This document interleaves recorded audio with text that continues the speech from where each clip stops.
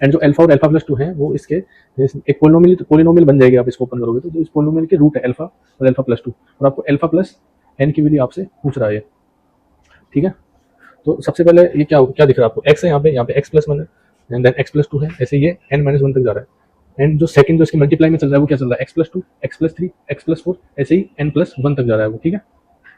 तो मैं एक समेशन कंसिडर करता हूँ कि जैसे यहाँ पे मैं एक्स प्लस, आप ये तो बहुत सिंपली आप भी कर सकते हो कि मैं यहाँ पे मैं एक्स प्लस के लिखता हूँ, इसके मल्टीप्लाई में मैं एक्स प्लस के प्लस 2 लिखता हूँ। के की वैल्यू 0 से एन माइनस 1 तक लिख रहा हूँ मैं।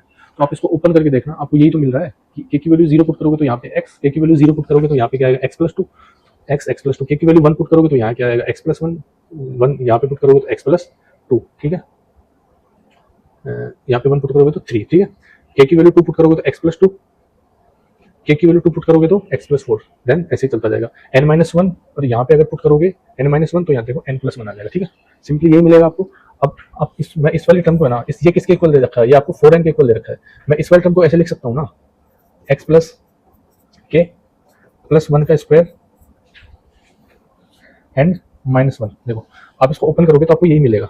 इसको मल्टीप्लाई करके देखो, एक्स प्लस 1, एक्स प्लस के का स्क्वायर, एक्स प्लस के का square plus 2 into x plus के। इसको आप ओपन करो तो एक्स प्लस के का square plus 1 plus 2 into x plus के, 1 से 1 कैंसिल, वही बचेगा, ठीक है। समेशन के की वैल्यू क्या है, 0 से n माइनस 1, और ये 4n, ठीक है, ये 4n। समेशन को ओपन करोगे, के की वैल्यू 0 रखे, के की वैल्यू 1 रखे, 2 रखे, 3 रखे, तो ये 1 कितने टाइम्स आएगा, n माइनस 1, के की वैल्यू 0 से n माइनस 1 तक है तो ये 1 n टाइम्स आएगा ना। तो मैं इसको अगर समेशन से बाहर करूँ, समेशन से बाहर करूंगा तो माइनस n को इधर लेके आऊंगा तो ये क्या आ जाएगा, यहाँ से 5n। 5n किसके इक्वल आ जाएगा, k is equal to 0 n minus 1 x plus k plus 1 का स्क्वायर, ठीक है। अब मैं के प्लस 1 को आर कंसिडर, मतलब लेट के प्लस 1 इज इक्वल टू मैं आर लिख रहा हूँ थोड़ा सिंपल करने के लिए इसको। तो अगर के की वैल्यू 0 है तो आर की वैल्यू क्या होगी, 1। वहां से देखो, के की वैल्यू n माइनस 1 है तो आर की वैल्यू क्या होगी, n, एक्स प्लस आर का स्क्वायर। ये किसके इक्वल है, 5n के, ठीक है। अब इसको ओपन कर लो, आप इसको ओपन करोगे तो ये क्या आ जाएगा,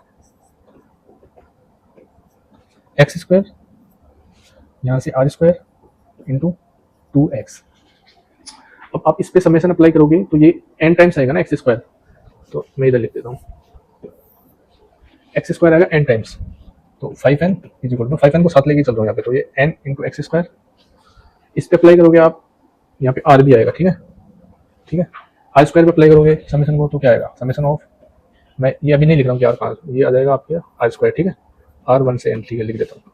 एंड 2x को आप बाहर लोगे, समेशन आर 1 से n, और अंदर क्या है आर। अब आपको summation of r square, r की वैल्यू 1 से n, इसकी वैल्यू, इसको आपको पता होता है क्या होता है, ये होता है n प्लस 1 बाई 2, यही तो होता है ये। और यहाँ से sorry into 2n plus 1 by 6, ये 6 होता है यहाँ पे n आर स्क्वायर, एंड ये होता है क्या, n प्लस 1 बाई 2, और मल्टीप्लाई में क्या है 2x, ठीक है। इधर है n एक्स स्क्वायर और इधर क्या है 5n,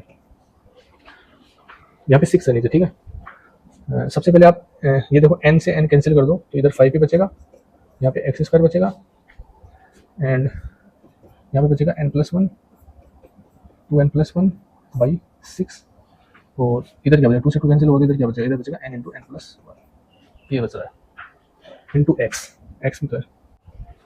अब ये क्वाड्रेटिक इक्वेशन मिल गई आपको, तो मैं इसको थोड़ा सा अरेंज कर देता हूँ एक बार के लिए।